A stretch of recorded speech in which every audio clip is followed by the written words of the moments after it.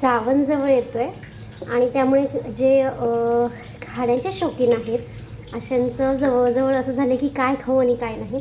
आज आमच्याकडे तसंच आहे. आमच्या इथे सुंदर असे पापलेट बनत आहेत आणि त्यात हे बघा मी एक करायला पण टाकलं आहे पापलेट तव्यावर. एकीकडे मी सलाडची तयारी करून ठेवली आहे कारण मला माहिती आहे की हे आहे म्हटल्यावर हे लागणारच आहे. आणि त्याचबरोबर बघा हा कोळंबी भात खूप सुंदर असे दिसते. हा भात बघा, ही कोळंबी आणि टेस्टला पण नक्कीच छान असणार आहे हा भात. त्याचबरोबर मला याच्यासोबत थोडीशी कोशिंबीर करायची आहे खाण्यासाठी. दही आमच्याकडे विशेष आवडतं कोळंबी भातासोबत. कुकरभर भात हा मला सफिशियंट होतो. श्रावणाचा धोका लक्षात घेता सगळेच सावध झालेत की आता श्रावण येतो आहे म्हटल्यानंतर काय काय करावं लागेल याच्यासाठी. जे जे खाता येईल ते खाऊन घ्या असं खाण्याच्या शौकींचं झालेलं आहे. एक बाजू याची छान तू मस्तपैकी कोळंबी भात खाणार आहे.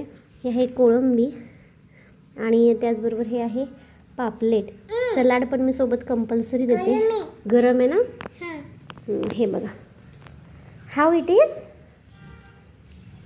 Tasty. You like it? Yes. But is it very hot? हां, थोडंसं गार होऊ दे मग खा बाळा. गरम आहे. टेस्टी आहे का सानू?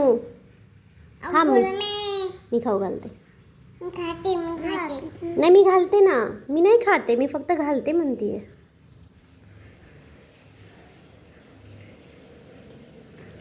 भारी का मग? जमलं का?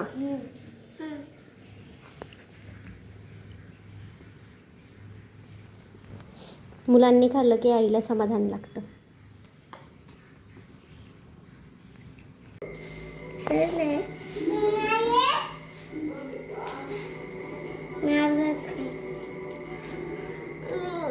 कसं आहे?